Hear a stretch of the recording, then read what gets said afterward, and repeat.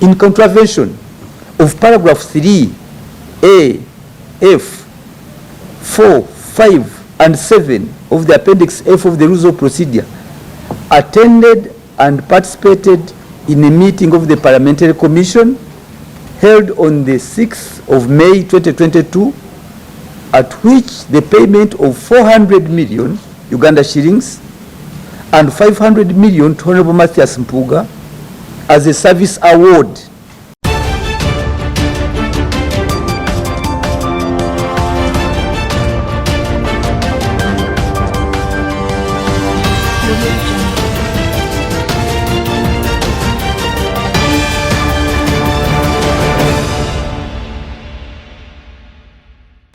Yes, few days back, the MP for Rwemiyaga County, Theodore Ssekikubo, initiated an impeachment motion against the Commissioners of Parliament.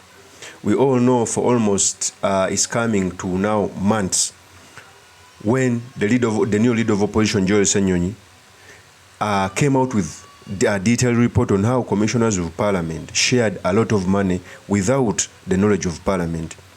Among those commissioners included Mathias Mpuuga, the then leader of opposition, Commissioner Sirwanyi, Afoyo Achan, and others.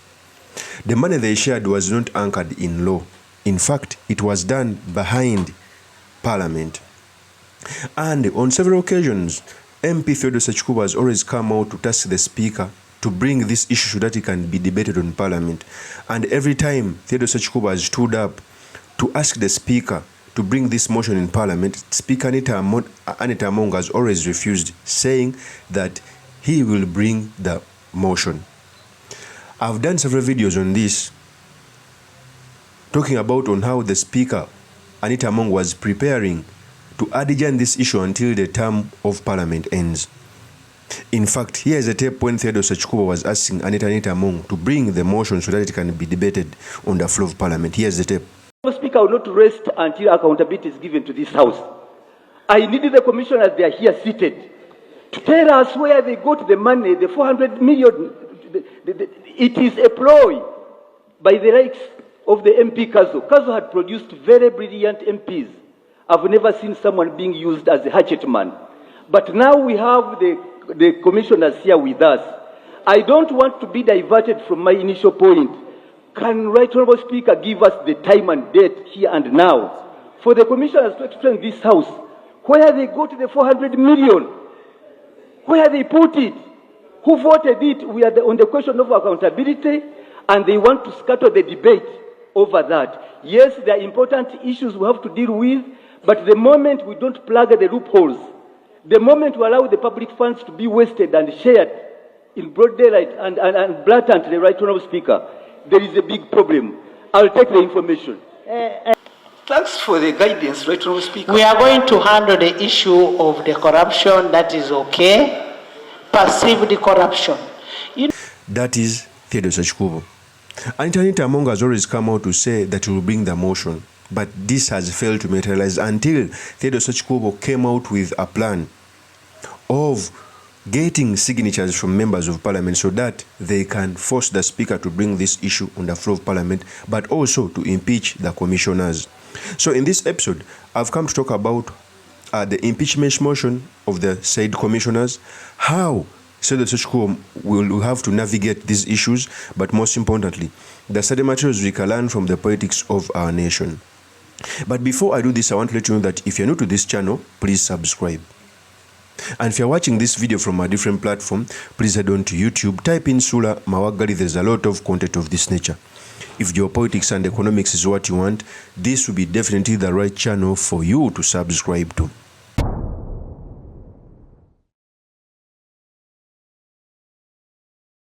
So we all know that commissioners of Parliament shared money which wasn't anchored in the law. In fact, when the leader in the opposition, Honorable Kyagulanyi Ssentamu, got to know this, they disciplined Mathias Mpuuga by trying to get him off the commission. But this did not work. At first, very many people came out to castigate Bobi Wine on how he was handling Mpuuga, not knowing that Bobi Wine has had a chance of looking far. Now the NRM members are coming out to discipline their own commissioners, including the leader the then leader of opposition, Mathias Mpuuga. You clearly see that Bobi Wine was on the right side of history. Even those members of parliament who were fighting against Bobi Wine are seeing the right thing. Okay? So last week, the MP Theodore Sechikubo came out and announced that he's going to start the collection of signatures to see that the commissioners are going to be impeached. Before I talk about this, let me first give you the tape when Theodore Sechikubo was announcing this. Here's the tape. Not only the history of the Parliament of Uganda, but also to our people as a country. I'm also happy to have my colleagues, and we had to take a choice whether to wait on our colleagues, but due to the circumstances that this matter has to be handled here and now, we are here launching our motion for a resolution of Parliament to remove Honorable Solomon Sirwanyi, Honorable Esther Afoyo-Chan, Honorable Mathias Mpuuga, and Honorable Prosi Mbabazi Akampulira from the office of the Commissioner of Parliament. And the circumstances are well known. We are moving this under Section 5 of the Administration of Parliament Act, CAP 257, and Rule 110 of the Rules of Procedure of Parliament and the Constitution of the Republic of Uganda. Yes. And after which, as you are aware, it is when Honorable Mathias Mpuuga was also nominated by his party to serve as a commissioner. Aware that Section 5 of the Administration of Parliament Act and Rule 110 of the Rules of Procedure of Parliament empowers Parliament to remove from office of commissioner a member of the commission other than the Speaker, the leader of government business, leader of opposition, or the Minister of Finance before the expiry of their term prescribed in Section 2, bracket 2C of the Administration of Parliament Act and Rule 11A of the Rules of Procedure of Parliament for incompetence, misconduct, insanity, or inability to perform the functions of his or her office arising from infirmity of body or mind. But for our purpose and motion, we are concentrating on misconduct. Concerned that the conduct of the honorable members mentioned has fallen below the standard expected of a member of Parliament and the Commissioner as prescribed in Rule 85 of the Code of Conduct, prescribed in Appendix F of the Rules of Procedure, when the aforementioned members, 1, in contravention of paragraph 3A, F, 4, 5, and 7 of the Appendix F of the Rules of Procedure, attended and participated in a meeting of the Parliamentary Commission held on the 6th of May 2022, at which the payment of 400 million Uganda shillings and 500 million to Honorable Mathias Mpuuga as a service award to each of the above-mentioned members of the Commission was considered and approved by the Commission. That is Theodore Sechikubo. First of all, for those who don't know, the procedure which is going to be passed through is, if you want to impeach any commissioner, you must get 177 signatures from sitting members of Parliament. And I think that is a quarter of the members of Parliament, if I'm not mistaken. And after you get the signatures, they are taken to the Clerk of Parliament so that their motion can be brought on the floor of Parliament.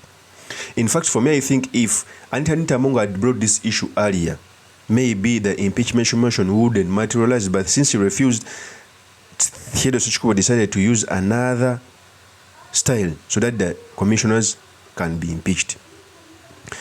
The good thing that this motion was not brought by the opposition. In fact, I think if this issue was spearheaded by the opposition, it wouldn't materialize, because sometimes an issue that is brought by the opposition is blocked by the NRM and vice versa. And we all know that NRM is the majority in parliament. In fact, I was talking with a friend and told him that if at least half of the NRM MPs come out to support this impeachment motion, it will materialize, because NUP has 52 members of parliament, FDC has 38, UPC, I think 15, DP and others. Okay? In fact, and all of them are not, all of them may not sign on this impeachment motion, because there are some opposition members of parliament who since have sided with Mpuga. Okay? So, NRM vote must be required. And I think this motion being brought by Theodore Sechikubo, an NRM member, was a plus. Okay? But let me first look at this with a third eye. First of all, if this motion, by the look of things, I think is going to be a success if it is not fought by the NRM Onjo. Because the NRM members of parliament are like jerrycans. If indeed a top leader comes out to say that they must rekindle their signatures, they might take them away. Okay? But it seems that even the leader of opposition, the leader of the NRM government, does not want these commissioners. Okay? So for me, I think the impeachment motion will pass and the commissioners will be impeached if the NRM leader doesn't come out to fight for them. But I think the NRM leadership may not come out to fight for them, because they also have a lot of issues hanging on their head, since the Speaker of Parliament was sanctioned because of corruption. So if they come to fight for them, it will look like as if they are condoning corruption. However, this issue has a ripple effect. If the commissioners are impeached as it is intended, in fact, it is right for them to be impeached because they used public money. But if they are impeached, is it possible that the leadership of the NRM can also take another step to impeach the Speaker? Because even the Speaker was in the meeting which appropriated this amount of money to commissioners of parliament. He was among. Okay? In fact, when they are debating this impeachment motion, Anita Among must recuse herself, because he was the person who chaired this meeting which gave out this money. Okay? To have a proper debate, Anita Among must not preside over this impeachment motion, or else it can be quashed down by the Constitutional Court. We all remember that when Anita Among presided over the session which impeached Honorable Zaka, yet Anita Among was a party in Parliament, the Constitutional Court quashed down the impeachment of Zake. So, for the Parliament of Uganda to get a good outcome, Tayewa must preside over the House. It is not supposed to be the Speaker of Parliament, because he was present when this money was being given out as a chair. Secondly, as I've already told you, if this thing is a success, even the Speaker can be impeached after these commissioners, because the Speaker of Parliament has also refused to bring the motion to talk about the corporate social responsibility that the money she used to get. He had also refused to bring a motion against these commissioners. So the same technique may be used by members of parliament to get signatures, okay, so that they can impeach the Speaker. Although I think the impeachment of the Speaker is so political, unless unless General Museveni wants it to be done. But if he doesn't want it to be done, the Speaker won't be impeached. And I think that's where he gets her security from, okay. If the Speaker of Parliament had gotten a pinch that he was also among the people who were going to be impeached, trust me, this impeachment motion wouldn't take place. So I think for her, she is secure that President Museveni still holds her back. So they are trying, okay, to sacrifice these commissioners in matters of corruption. For me, I think this impeachment motion will pass and the commissioners will be impeached. So for as long as the Speaker, Anita Among, is sure that he won't be impeached. But I also pray that Anita Among doesn't preside over that impeachment motion, because he was a party. That impeachment motion, when it comes to the floor of parliament, must be presided over by the Speaker, Tayewa, so that they can get a proper outcome. Of course, that's my opinion. Drop me comments by commenting about this. Thank you very much for listening in. If this is your first time on this channel, I implore you to subscribe, like, and comment so that you can be motivated to do more of such videos. I'll see you on another one. Peace.